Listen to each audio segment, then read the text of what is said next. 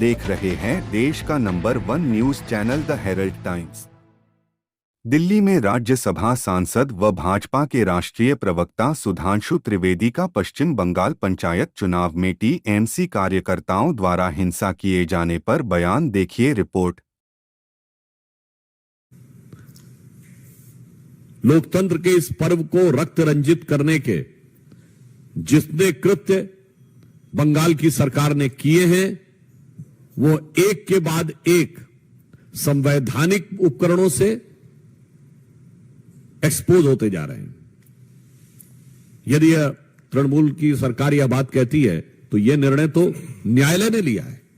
न्यायालय ने बहुत स्पष्ट शब्दों में कहा है कि जब राज्य के चुनाव आयोग ने ही डिमांड की थी फोर्सेस की, तो वो कैसे कह सकते हैं कि फोर्सेस नहीं आने चाहिए, और कौन सा फोर्स आना चाहिए यह चुनाव आयोग का अधिकार नहीं था। चुनाव आयोग यह मांग सकता है कि मुझे सुरक्षा बल चाहिए, कौन से चाहिए, कैसे चाहिए, यह उनका अधिकार नहीं है। यह प्रश्न करने का अर्थ होता है कि उनके मन के अंदर का जो भाव था कि वो दुरुपयोग करना चाहते थे। मुझे लगता है कि चुनाव आयोग इस विषय के ऊपर पूरी नजर रखे हुए है, और चुनाव आयोग ने यदि सतर्कता नहीं रखी होती, न्यायालय ने यदि कड़ाई के साथ निर्देश नहीं दिए होते, तो ये चुनाव बहुत ही विभत्स हो सकते थे।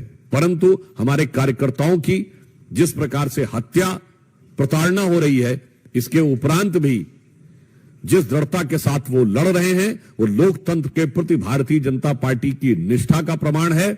और जो कुछ पश्चिम बंगाल की सरकार कर रही है, वो लोकतंत्र को किस प्रकार से सत्ता का दुरुपयोग ही नहीं, सीधे हिंसा के द्वारा प्रभावित करना। क्योंकि पिछले चुनाव में एक बहुत बड़ा हिस्सा था जिन्होंने वोट, मतलब सिंगल नॉमिनेशन हो गया था, अनअपोज्ड।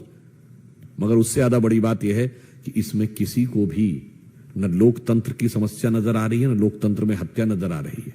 क्योंकि ये सब वो लोग हैं जिनको किसी भी प्रकार के कृत्य में बस भारतीय जनता पार्टी और मोदी जी के विरोध का सुंदर संगीत नजर आता है।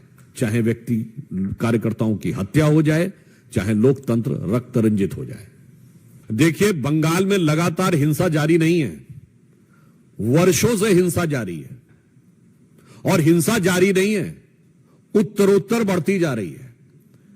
स्थितियां बद से बदतर होती चली जा रही हैं, और हिंसा का स्वरूप यह है कि भारतीय जनता पार्टी के कार्यकर्ताओं की हत्या हो रही है, कम्युनिस्ट और कांग्रेस कार्यकर्ताओं की भी हत्या हो रही है। और इतना ही नहीं, आप सोचिए कि बंगाल को उस मुकाम पे ले जाके पहुंचा दिया है कि तृणमूल कांग्रेस के गुट आपस में एक दूसरे के विरुद्ध हिंसात्मक कार्रवाइयां कर रहे हैं, वो एक दूसरे की हत्या करवाने में लगे हुए हैं। यह दर्शाता है कि बंगाल की वह भूमि जिसे बंगाली भद्र लोग कहा जाता था, जो कला और संस्कृति के लिए पूरे विश्व में जानी जाती थी, जिसकी एक वैश्विक पहचान थी, सिर्फ राष्ट्रीय पहचान ही नहीं, वो आज पश्चिम बंगाल की सरकार में तृणमूल कांग्रेस के इस कार्यकाल में पूरी तरीके से हिंसा, भ्रष्टाचार और अपराधियों को प्रत्यक्ष राजनीतिक संरक्षण देने के दुर्दांत अपराध की भागी हो गई है। अपराधियों को जिस प्रकार से सत्ता का संरक्षण देकर उनसे हिंसा करवाई जा रही है, यह अपने आप में भारत की राजनीति का बहुत दुखद उदाहरण है। इसीलिए मैंने कहा दुर्दांत अपराध की भागी हो रही है पश्चिम बंगाल की सरकार। और उससे ज्यादा दुख यह है कि ये उस प्रांत के हैं जहां से कला, संस्कृति, ज्ञान और विज्ञान का केंद्र भारत में रहता था, वो आज अपराध, खतरनाक तुष्टीकरण, राष्ट्र विरोधी गतिविधियों और लोकतंत्र के अंदर हिंसा का पूरे भारत में एक दुखद और दर्दनाक उदाहरण बन के उभरा है।